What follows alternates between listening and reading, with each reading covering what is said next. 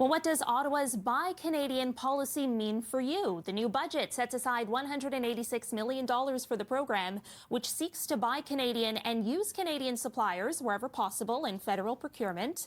Melanie Joly is the Minister for Industry, and she joins me now. It's a pleasure to welcome you to studio, Minister. Thank you, Caryn. Thank you. It's a pleasure. I think you'd be hard-pressed to find any Canadian who doesn't support this policy in principle. But a recent Bank of Montreal report points out that avoiding imports altogether is almost impossible. And it says in this case, it'll mean less selection at higher prices. We know not every sector can pivot to buy Canadian as easily. So how is your government going to ensure, for instance, construction costs aren't going to skyrocket and this isn't going to mean higher prices for Canadians? So, of course, what we're trying to do with this policy is to make sure particularly that we help sectors that are affected by the tariffs, by the U.S. tariffs. So we're thinking about steel, aluminum, and lumber because we need to support the workers. And at the same time, we're very much aware that we need to strike the right balance. We need to make sure that indeed prices don't go up. And that's going to be the job of the Procurement Minister to make sure that that's the case. But at the same time, Caryn, we're seeing all across the world is heightened protectionism. We're seeing that in the US, we're seeing that in the EU, in Asia as well. And so as these countries themselves are doing their own by, France or by EU policies, we need to be able to react because we need to be able to protect our own workers and our own industries. So that's why we're coming up with that policy. You bring up steel, for instance, and we know like a lot of construction steel is imported. I wonder with, your government announcing later this week its next list of major projects, you say that the major projects, greenlit under the Major Projects Office will have to implement this policy. Will that be a requirement, and especially for those that are backed by the private sector? So the problem we have right now in our steel industry is a lot of our steel plants have been developed on a model to serve the U.S. auto market. And the type of steel they develop is not necessarily the type of steel that is required for construction. So while we're coming up with new major projects such as LNG pipelines or things that will require a lot of steel, we need to help our steel plants to pivot and adapt and develop the type of steel, to produce the type of steel that is required. So while that is happening, and I'm working with all the steel plants to do that, and we have a fund to support them at Algoma Steel in Sault Ste. Marie or Dofasco or ArcelorMittal in Hamilton, we will make sure that the proponents of major projects are able to import steel that is linked to what they need while they pivot bit by bit and take Canadian steel. So there will be a transition, but the goal is definitely to support our steel workers and to have the right type of steel for our own domestic market. I understand it's the goal, but is it, the requirement where private infrastructure projects are concerned? And I think back to the LNG expansion back in 2019, which was affected by steel tariffs at that time, and at the time was facing delays if it didn't get an exemption. And now, the second phase is part of your project, your major projects list, and it's coming under new rules. So you say it's a goal, but will it be a requirement? Like, what is the room for exemption here where these projects are backed by the private sector? So I answered already your question, because if we make it a requirement right now, we don't have the type of steel needed. So we need to make sure that it's a requirement over time.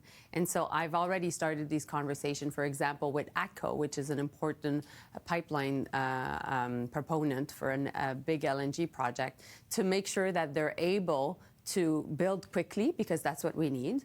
We need to create economic growth. We need to create jobs.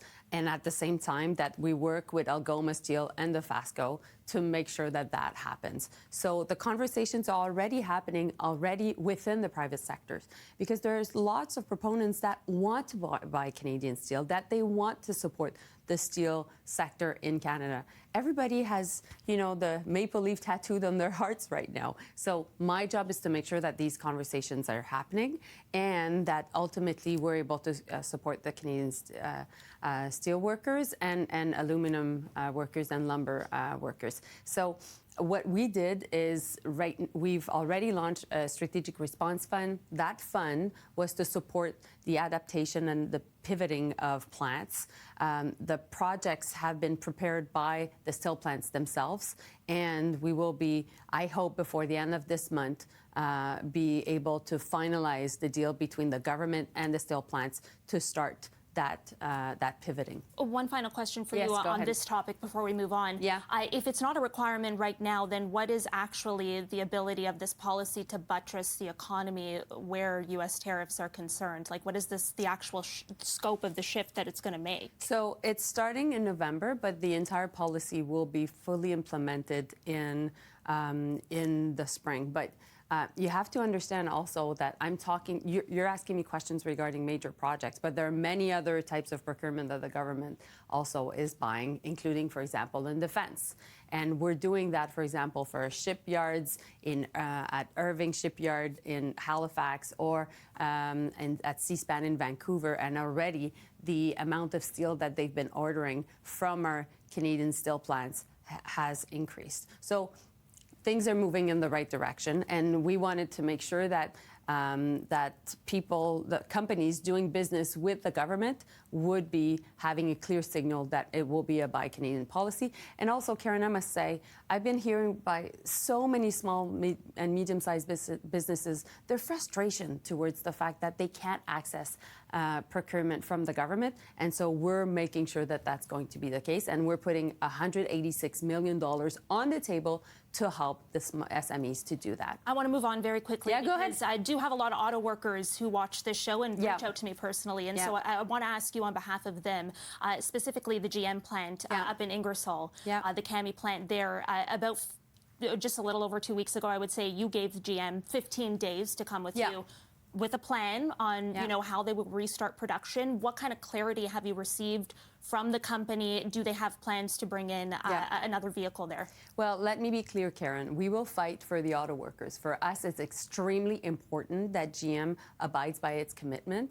I think there's a difference between GM and also Stellantis, because GM was facing a commercial failure because of the Bright Drop really not being commercially viable. So that's why later today, I'm heading to Ingersoll, I'm heading to GM. I will be meeting with Unifor workers. We're working closely, the Government of Ontario, the Unifor workers together, because we need to make sure that people in Ingersoll can have access to a new model, and I'm working with the company on that. And people in the auto sector knows that the government will be there to support them. Very quickly, while I understand the decision was taken outside of tariffs, do you think the presence of U.S. tariffs, however, makes it harder to bring a new vehicle into that plant to produce? So I'm very much aware that U.S. tariffs are having an impact on the auto sector. You know, nobody is surprised by this. Yeah, of course. But what I'm saying to GM and Stellantis is we have a fund to support you. We have a way to get through this. And by the way, we were there in 2008 and 2009. We took stakes in your company. We Canadians made sure that you would be able to get through this. And a lot of Canadian taxpayers' money was involved. Now it's time for you to be there for Canadians. And that's why we'll make sure that we work with the Detroit 3, so GM, Stellantis, and Ford. We'll work also with Toyota and Honda. And also, I'll be heading to Japan and Korea later this month to make sure that that's the case. Okay, Minister Joly, I have to leave it there. I'm out of time. Thank you so much for making time. Appreciate it. Thank you.